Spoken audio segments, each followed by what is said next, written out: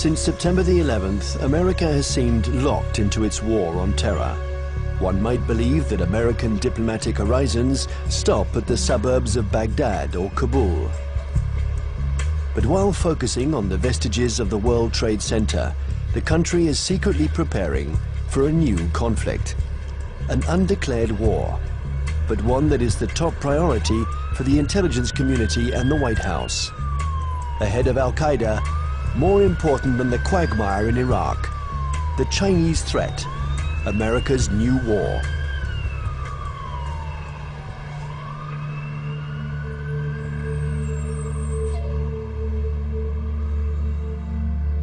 They have a term they call comprehensive national power, which is economic, political, military, all together, cultural.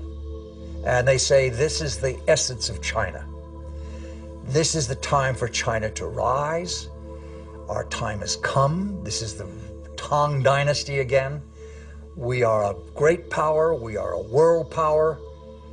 They are playing the old Sun Tzu game, winning the fight without firing a bullet, or that isn't what Sun Tzu said, but win the battle without losing men. That's the best way of winning.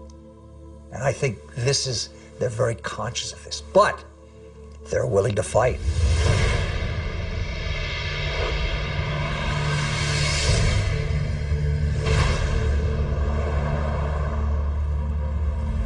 The world will, run by three first-class countries. One is USA, United States of America. Another is USE, United States of Europe. Then the Greater China. At this point, at the current point, I think the possibility to see a USE is very slim. But the USA stay as top one country is something sure, right? And as for the possibility of Greater China, the possibility is something in between. Right? So I tend to think Sino-US relations will be one of the most important bilateral ties in the coming years. And this bilateral tie will decide the nature of international relations in 21st century. If this bilateral tie is confrontation-oriented, then the whole 21st century will be bound by confrontation.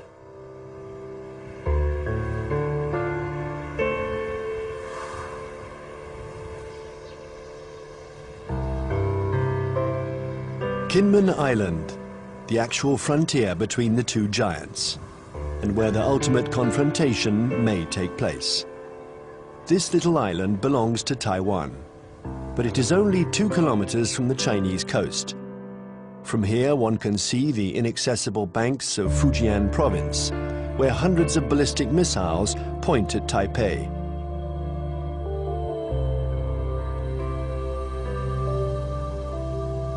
"24 hours a day, for 60 years, Taiwan has been watching Communist China. This island, regularly threatened by Beijing, has been bombarded thousands of times. It has never surrendered. America has sent a message to Beijing. The fall of Kinmen would lead to a direct confrontation. We're in the Strait of Taiwan. It's here that a military clash might one day break out.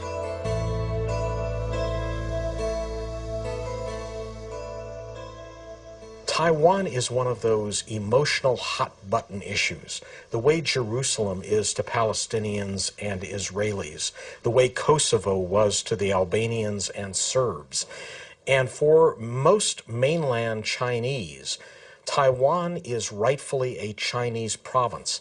This was territory that they believe was stolen from China by Japan in the 1895 war, and that the United States prevented reunification during the early stages of the Cold War because of our opposition to communism.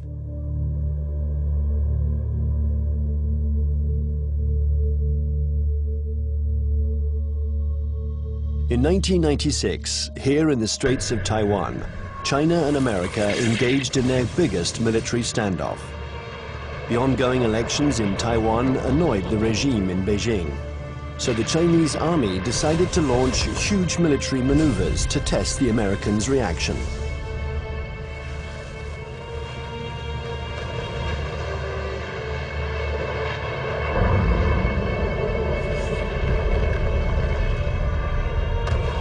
After several days of this Chinese show of force, Washington deployed 2 aircraft carriers.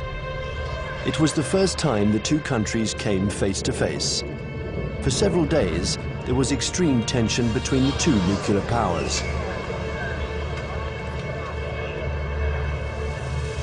When the Chinese fired short-range ballistic nuclear-capable missiles off the north and south coast of Taiwan and carried out a major, what we call a live-fire exercise. And Jiang Zemin was there, the president. They were using some very belligerent language. This is when we dispatched 2 carrier battle groups off the East Coast. And this was a show, this was force. And the matter quickly dissipated. The Chinese thought this was excessive. They thought that they had an understanding with the U.S., that they would have a limited display to show their seriousness on the issue. The U.S. would adopt a very limited response, and then they would both back away. They regarded the deployment of a second carrier as excessive and in some ways as humiliating to the Chinese, because the Chinese couldn't do much to deter or complicate the deployment of those carriers.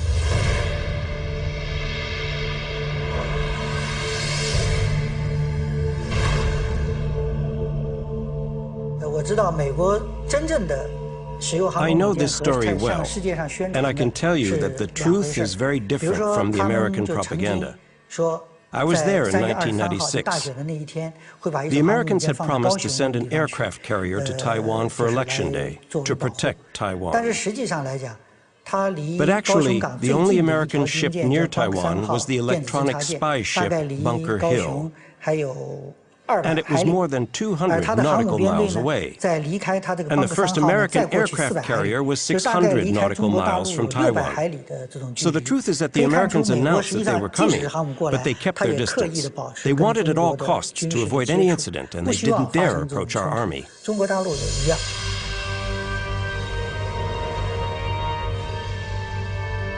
Even if the Americans didn't take much of a risk, in the eyes of the world, they reaffirmed a sacred principle of their foreign policy. They support Taiwan.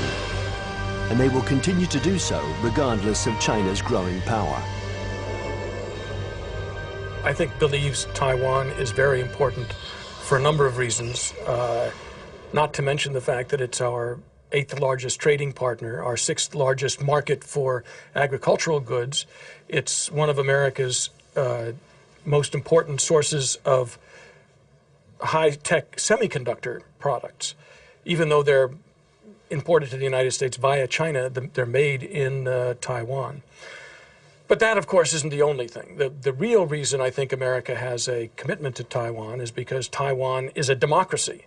It is, in fact, the most vibrant and dynamic democracy in East Asia. And it's a democracy that came to fruition under the pressure of the U.S. government, primarily the Congress, after 40 years of very tight authoritarian rule by a regime that came from mainland China. I think, however, the real reason that the United States, especially the Pentagon, is so concerned about Taiwan is that it has been a very strong defense and intelligence partner for the last 50 years, including the last 30 years since the breaking of relations with the Republic of China on Taiwan. We have still maintained a very strong defense relationship and a very strong intelligence collection relationship with Taiwan. I would say the United States is committed to Taiwan. This goes back historically a long, long way. World War II, we were there. And we were looking for a strong, unified, democratic China. Well, we got 2/3 of it. Strong and unified, not democratic. Now we're calling China a responsible stakeholder. We've got half of it. We've got a stakeholder, but not a responsible one yet. The U.S. feels that we have an obligation, legal, moral, to Taiwan, that we cannot stand idly by and let this be taken over by what looks like an authoritarian, communist-influenced power. This cannot be.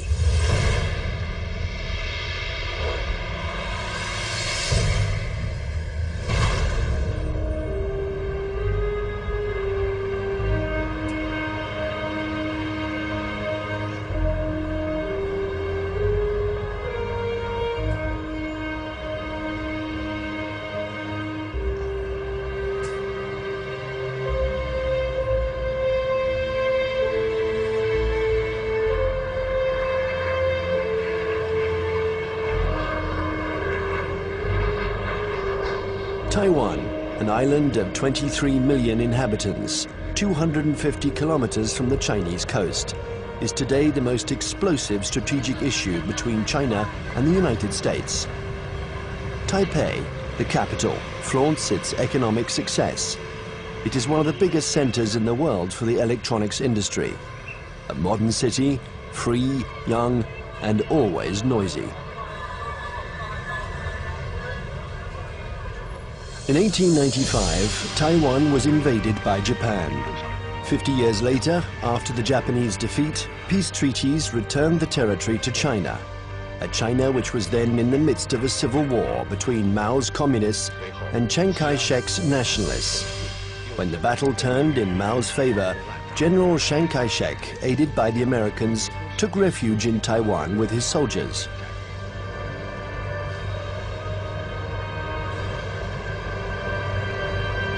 Since then, two Chinese governments have coexisted. In Beijing, the communist regime that controls the entire mainland. And in Taipei, the nationalist regime, having become little by little a democracy, calling itself the Republic of China, which rules only Taiwan. Officially, these two governments both claim to be the legitimate representatives of all the Chinese. Taiwan is not recognized as a state by the UN. Only 20 small countries maintain diplomatic relations with the island, a fragile independence, while Beijing still considers Taiwan as the 23rd province of the People's Republic, a rebel province that the regime intends to reunite with the motherland. I would say two major motivations. There are many others, but two major ones. The first one is national pride, unification of China.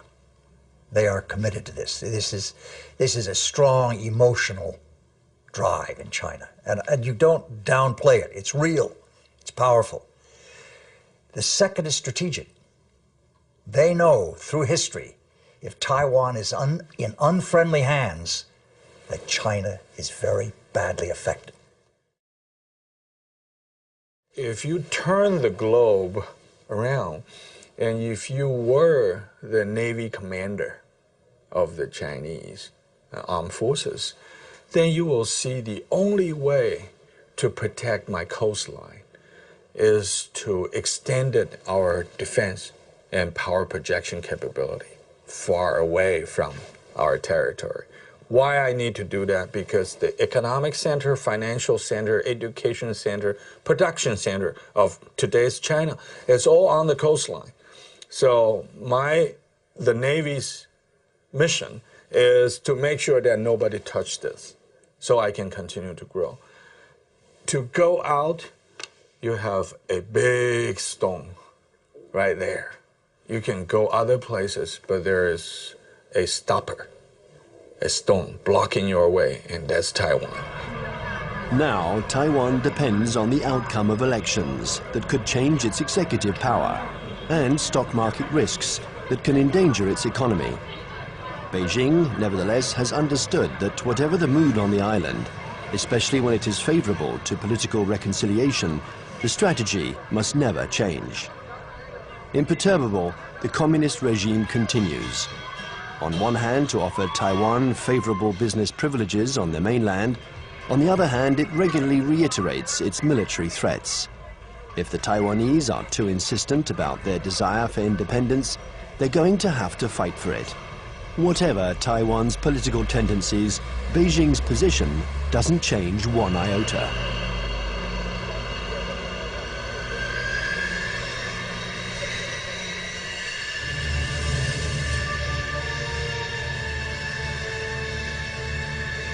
A freeway in the middle of the island of Taiwan. In a few minutes, it has been transformed into a landing strip. The population watches this military exercise. They're used to it. French Mirage 2000 and American F-16 jets land and take off with an enormous roar.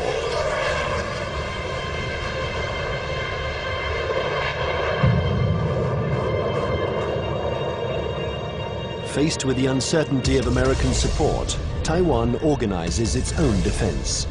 Everyone knows that the airports will be the first target. Strategists on both sides of the strait affirm that the war will first begin with an air battle.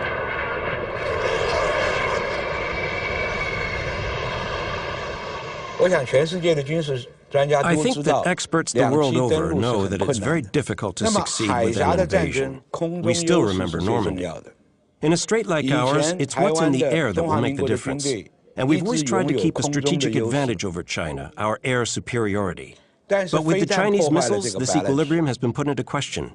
They can destroy our airports, and if they are destroyed, we lose our only advantage over China, our air superiority.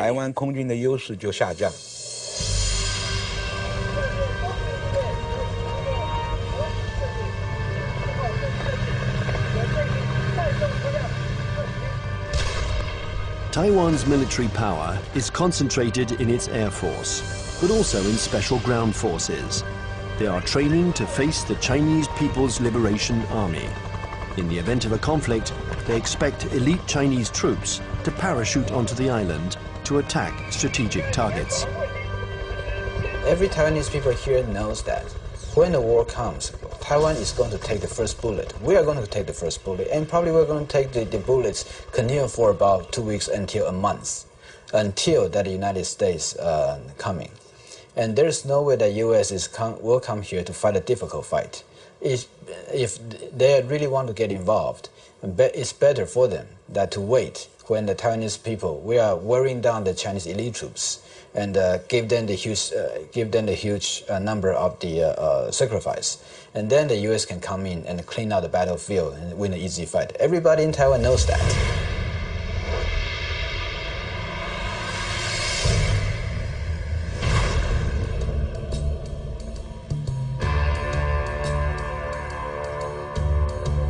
In Washington, the scenario of the next confrontation is a constant preoccupation.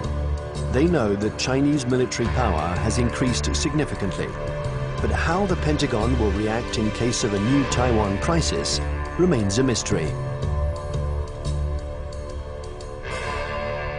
It's certainly not automatic, the support for Taiwan. It never has been.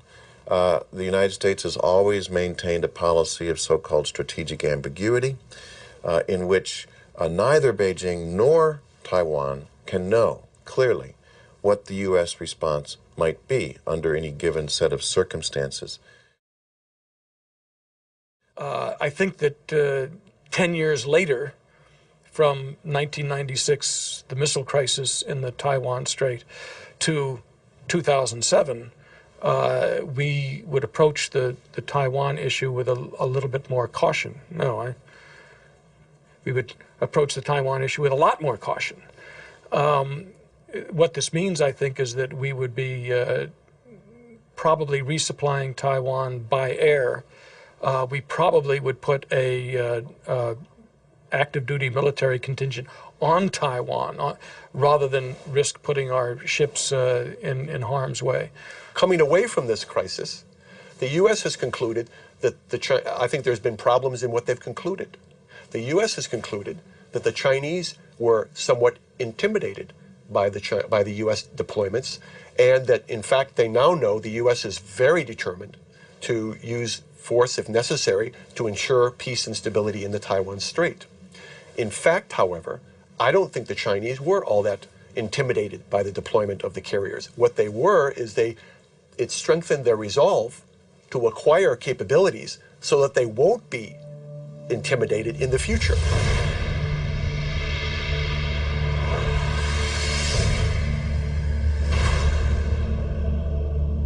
Since the 1996 confrontation between China and the United States around the Taiwan issue, I think China's military modernization speed up.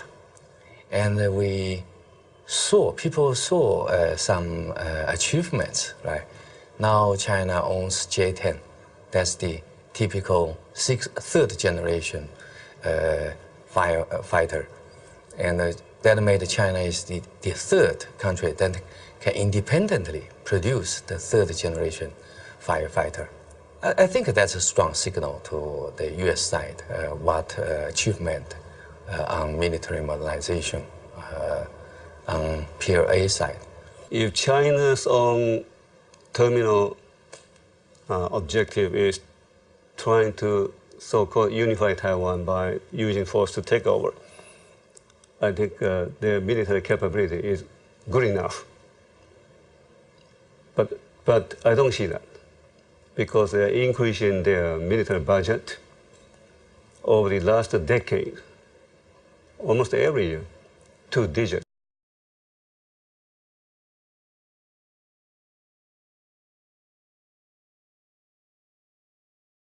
And their budget is not transparent. Some observers calculated, they said, well, in fact, the real number could be triple or double the current budget that they made it public. So why they are doing it? They even, for instance now, they even try to show off they have the capability to destroy the satellite circling around in space. Why they did it? Because they want to show to the rest of the world that we are capable of one day becoming a superpower, maybe overtaking the United States.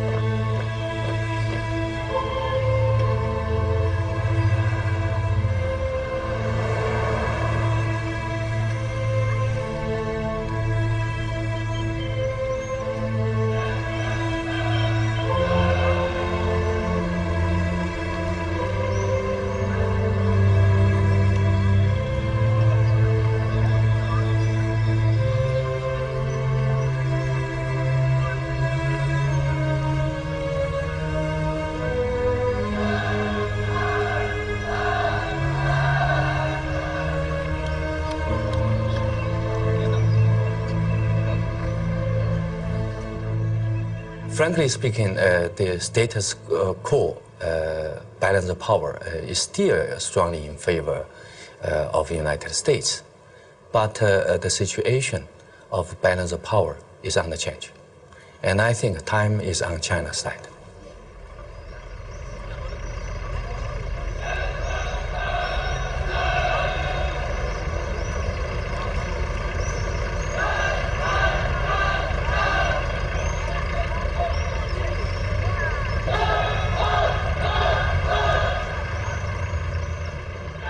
Since the 1996 crisis, the United States and China have often had occasion to test each other's resolve.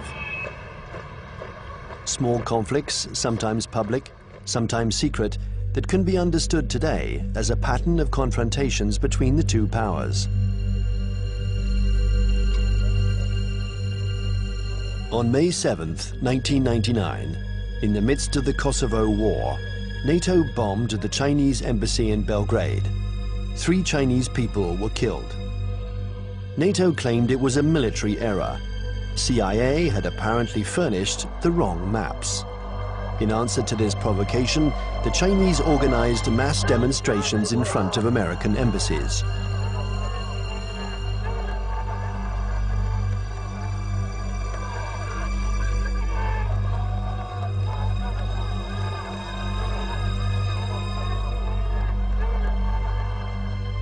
Less than 2 years later, China had its revenge.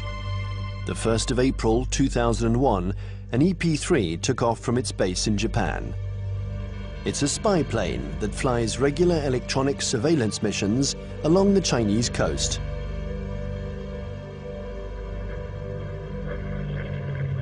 After 6 hours of flight, while still in international airspace, the American airplane was intercepted by 3 Chinese jets.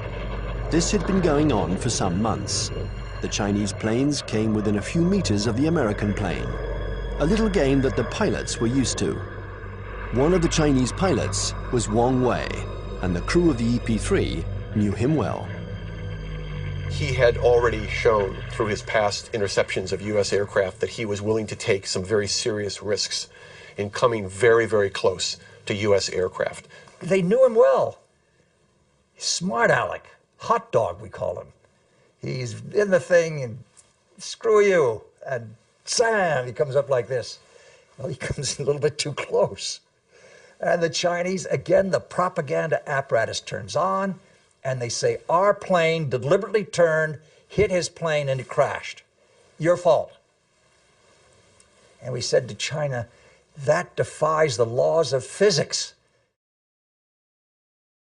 The U.S. government had already expressed its concern over this to the Chinese government. I think in this instance, he miscalculated, and he allowed his aircraft to get too close, and it struck the U.S. aircraft, and it damaged his aircraft in a way that forced him to crash.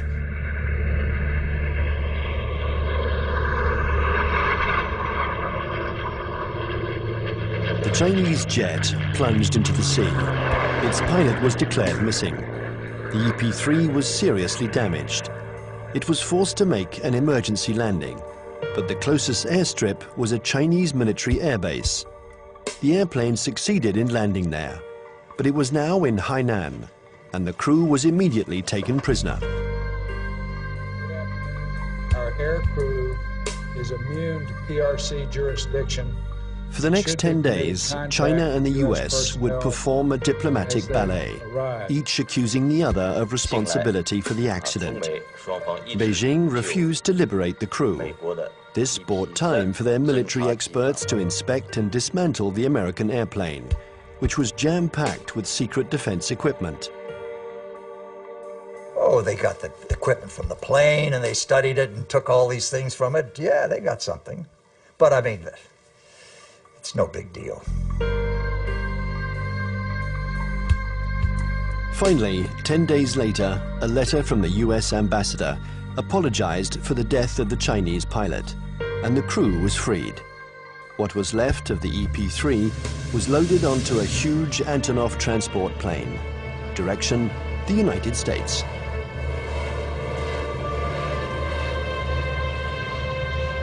The People's Liberation Army did the same thing after each small battle. They analyzed all American techniques and strategies. It was almost an obsession with Beijing. Chinese military development was entirely oriented towards a confrontation with the US. In 1996, China understood that aircraft carriers were the main threat, so they tried to develop arms to counter them. There are several things that the Chinese have done over the last several years that play to this capability. One of them is they have developed a larger number of more sophisticated submarines, diesel submarines. And contrary to what a lot of people think, many diesel submarines are quieter than many nuclear submarines. They're very hard to detect. The Chinese have built a significant number of new types of diesel submarines. They've also developed a significant number of new varieties of surface warships. Both of these sets of capabilities have application to the Taiwan situation.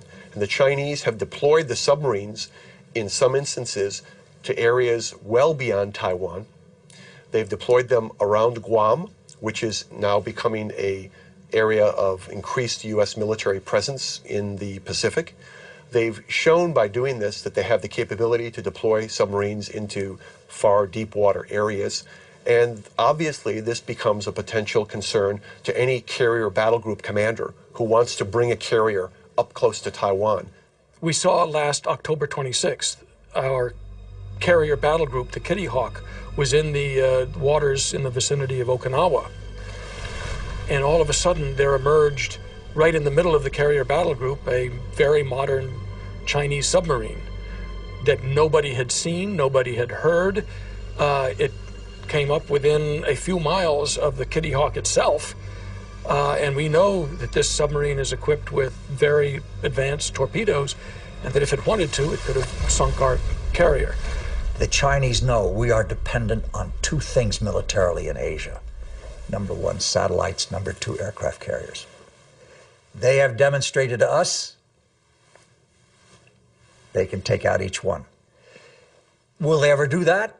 I doubt it. This is what you might call psychological warfare.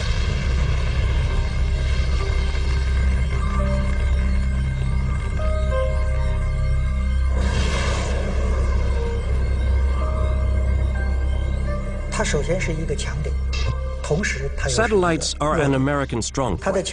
But if you look closely, they can also be a weak point. The U.S. relies on satellites to control their entire communications network, and that's a weakness. Today, and we were able to verify this during the last conflicts, the American military depends too much on its electronics and satellites.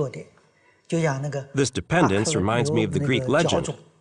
The powerful Achilles, who was invulnerable, except for his heel. And satellites are a little like the American Achilles heel. The 11th of September 2006, the People's Liberation Army launched a missile that destroyed one of its own satellites. The explosion in space was obviously immediately detected by the Pentagon. There was consternation in Washington. Nobody had anticipated this Chinese initiative. The Chinese have had an anti-satellite program for some time now, and it's designed primarily to, again, to deter the United States or to complicate U.S. decisions in the event of a crisis. So yes, I think the recent shot by the missile to fire against their own satellite and shoot down their own satellite was designed to convey a signal to the United States about the fact that the Chinese are not simply going to sit back, in their view, and allow the U.S. to have predominant influence. They are going to try to influence the situation, in this case, in sort of an asymmetrical way, by threatening what is regarded as one of the critical areas of U.S. surveillance. The Chinese army has also developed another system to blind American satellites. These are giant lasers that don't destroy them, but blind them enough to make them useless. This isn't science fiction, but a technology that is already in use. And then there exists a still more terrible weapon, a weapon that the Americans and the French have already mastered. Its development was a priority for the Chinese army. The Chinese have followed very closely the American dependence on the electromagnetic spectrum, the use of communications and networking among satellites and ships and command systems to fight a war. They saw what happened in the first Gulf War, they saw what happened in Kosovo, they watched Afghanistan, they watched the second Gulf War, and they realized that we are more and more dependent on the electromagnetic spectrum and moving communications back and forth. And an electromagnetic pulse, which is produced by detonating a nuclear weapon, usually fries transistors and stops that kind of communication. An electromagnetic impulse weapon uses a nuclear explosion to generate an electromagnetic wave. When this wave hits boats or planes, it instantaneously destroys all electronic equipment.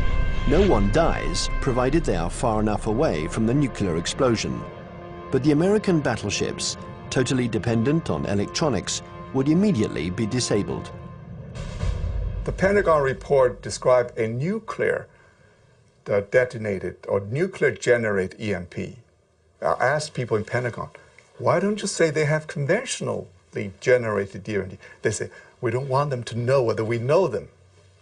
The conventionally generated EMP is less problematic and it is more useful or more usable, because when you have this EMP, there would be no nuclear fallouts. There would be less international protests. They already have it.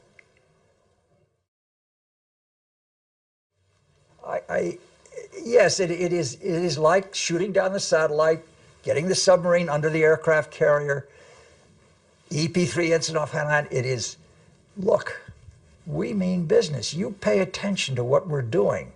We're publishing the figures that our military budget is going up because we are creating a strong defense against you.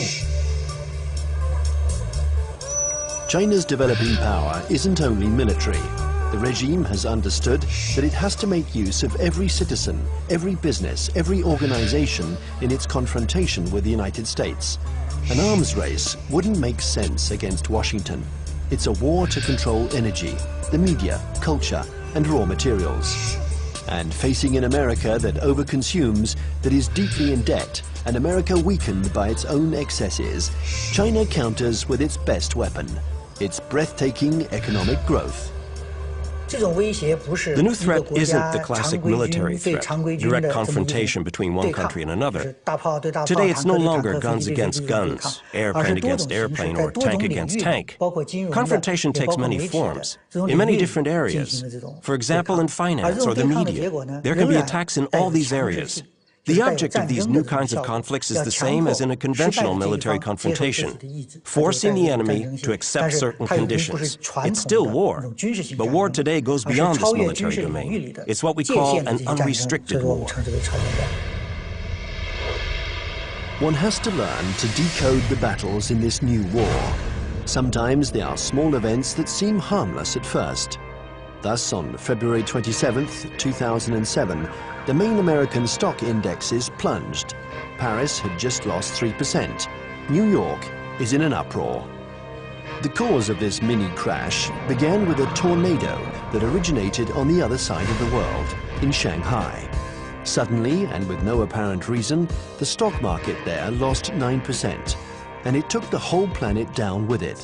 Nobody really understands what happened, but in New York, they pondered the lesson. China had just shown that it could use its new economic power to destabilize its adversaries, above all when they are weakened, like the United States, by the subprime crisis.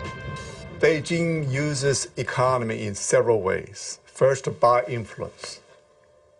In Southeast Asia, worldwide. They invest money when the leaders visit that capital. Then they sign some agreements. The second is what you said. They would only hint at something they might do. For instance, the now $1.2 trillion foreign reserve of China as of the end of March 2007, 40% of them are deposited in United States Treasury bills. So if Beijing decides to transfer that to euros, it will be very painful to the United States. But Beijing doesn't need to say. It only hints here and there. And Washington feels a big headache. Thus, China and America multiply their battlefields. There is the piracy of Hollywood DVDs, the recall of Chinese toys by American builders, the reception of the Dalai Lama in Washington, the buying up of oil companies by Beijing, hundreds of conflicts. China and America think that they have to dominate in order to survive. The U.S. consumed over 35% of the whole, global consumption, right? 8 times as their population percentage. So they enjoy this position as the only superpower. Then they can get extra resources. So there is a bipartisan support stance for U.S. foreign policy. They will remain as the only world leader in the world. And then they will keep alert against any country, no matter the name of this country, China, French, Russian, Germany, Indian, Brazil, any country that can threaten the U.S. dominance, that will be a problem.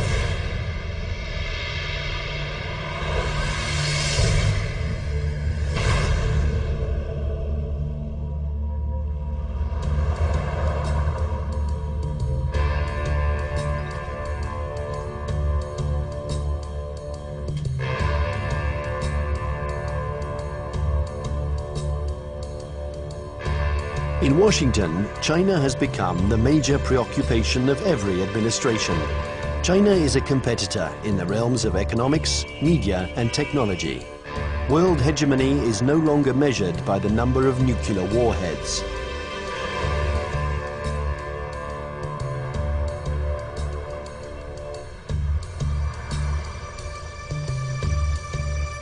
Congress has even created a permanent investigation commission, unique in its kind, whose mission is to study the economic and security challenges posed by China. Russia never got that kind of attention during the times of the Cold War.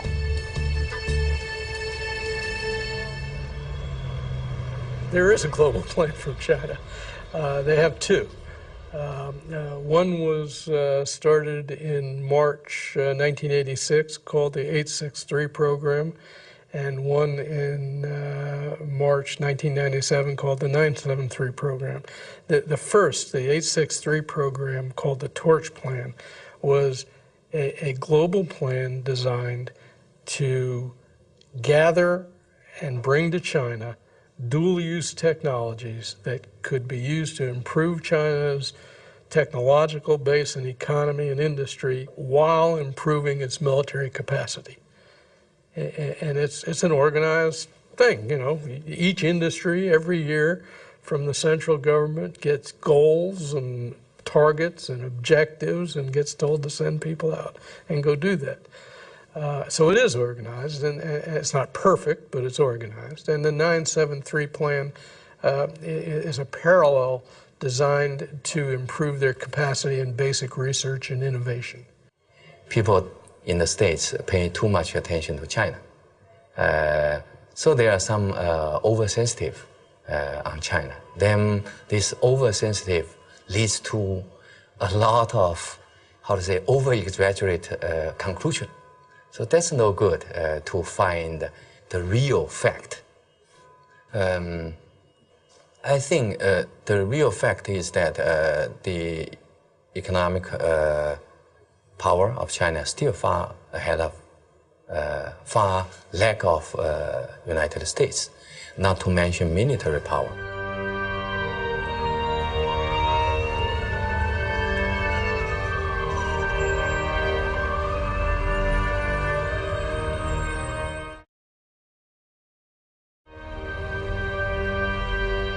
If the French Foreign Intelligence Collection Service goes to a student and says, while you're at Tufts University, we want you to go over to some laboratory and gather this, the student can say, I'm busy. It's going to interfere with my dissertation. If the Chinese intelligence service goes to a student and says, we want you to, you want a visa? You want a passport? When you go to the United States or to France, you will write a dissertation on this, you will work on this project, and you will report back to us, or you'll never get a job in China, or your family will lose its house. Now, they have the capacity to do that. The United States cannot maintain itself as a superpower if we allow our industrial production to be offshored, to be outsourced. And that's what's happening now. We're finding very large amounts of our basic core industries. And I don't mean just like steel. Steel is one of them, copper, basic, resources. But things like semiconductors. And when we find that our semiconductor industry has gone from 12, state-of-the-art wafer fabs to 3, because more and more are being built in Taiwan and Japan and, well, not in Japan, in South Korea. And in China, if we're allowing our, state-of-the-art, cutting-edge electronic science and technology research and development move to China, we can't survive as a superpower.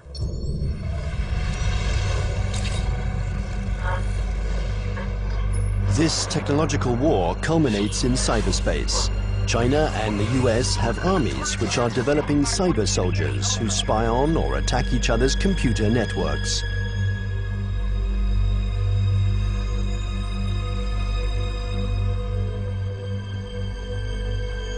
In March 2006, the US State Department decided to buy 16,000 computers from Lenovo, the Chinese company that had just bought out IBM.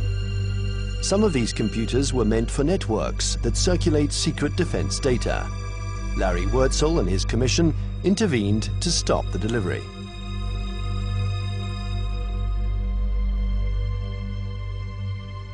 Having been an intelligence officer for a lot of years, 25 years in military intelligence, and having also for a part of that time worked on counterintelligence and signals intelligence, communications intelligence, that I knew it was technically possible to alter or embed either software or even hardware into a computer that would allow someone access to a whole network.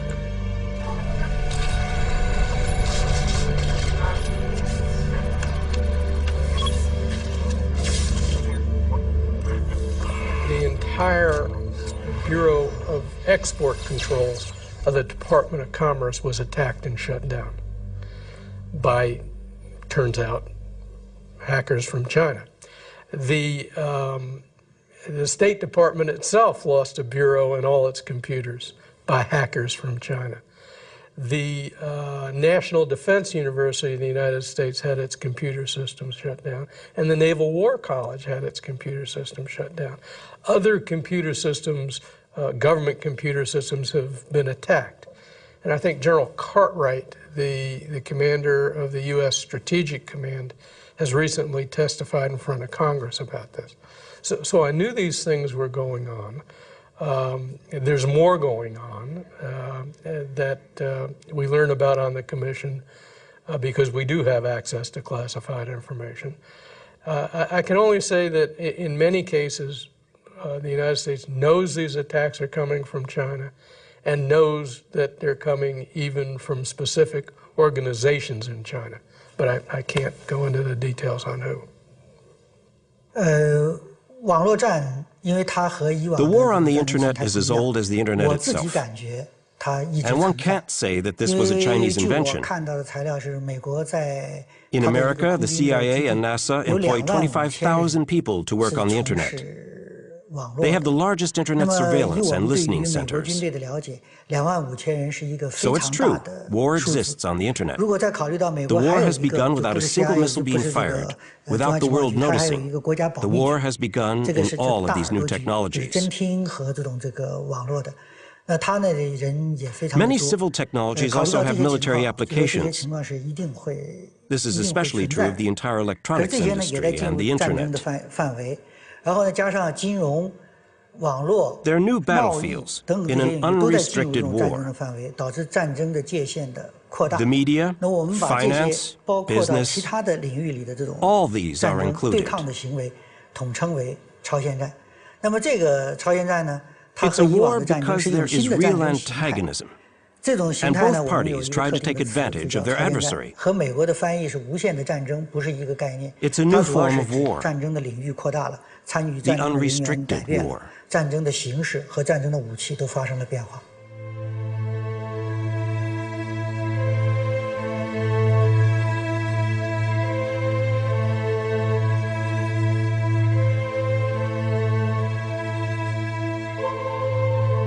This unrestricted war has already begun. Almost everywhere in the world, there is a fight for oil, for water, for resources that are dwindling in the eyes of the West because of China's development. America uses its military might to assure its power and guarantee its vital supplies. China employs an asymmetrical strategy. It looks for its adversaries' weak points. Nevertheless, this war is apparent everywhere in the world. In North Korea, Myanmar, Iran, or Darfur, in all the hotspots, China and America are opposing each other in the wings.